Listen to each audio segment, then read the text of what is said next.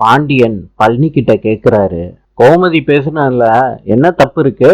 மச்சான், நீங்களுமா? பாண்டியன் சொல்றாரு, உன்னையும் சொல்லி அனுப்பி விட்டாங்களாக்க, தொழிலை எல்லாம் கத்துக்கிட்டு மச்சானுக்கு ஆப்பு வைன்னு. மச்சான், அப்படியெல்லாம் பேசாதீங்க. பழனியே, உன்னை வெகுளின்னு நினைச்சிட்டேன்டா. ஆனா நீ உன் குடும்ப புத்திய காமிச்சிட்டல்ல. நான் தப்பா நினைச்சிட்டேன்டா. அந்த குடும்பத்துல நீ மாத்திரம் நல்லவனா இருக்கியேன்னு தப்பா யோசிச்சுட்டேன்டா. இப்பதான் தெரியுது, உங்க குடும்பத்துல ஓடுற உங்க நொண்ணனோட ரத்தம் தான்னு.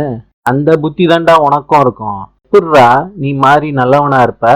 நான் சொல்றதை கேளு மச்சான். பழனியே, உங்க அம்மா என்கிட்ட கேட்டாங்க, நீ கடை திறக்கிறத நான் தடுக்க கூடாதுன்னு. நான் என்ன சொன்னேன் தெரியுமா? பழனிக்கு சொந்த காசுலயே கடை வச்சு கொடுக்குறேன்னு சொன்னேன். இது மாத்திரம் இல்ல பழனி, உனக்கு என்னென்னமோ செய்யணும்னு ஆசைப்பட்டேன். ஆனா நீ போடா.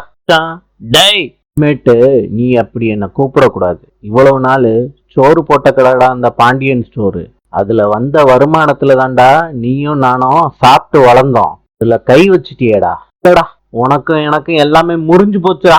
உனக்கும் இந்த குடும்பத்துக்கும் உள்ள உறவு முறிஞ்சு போச்சுடா. பழனி திகைச்சு போய் பாண்டியனை பாக்குறாரு கண்ணீரோட.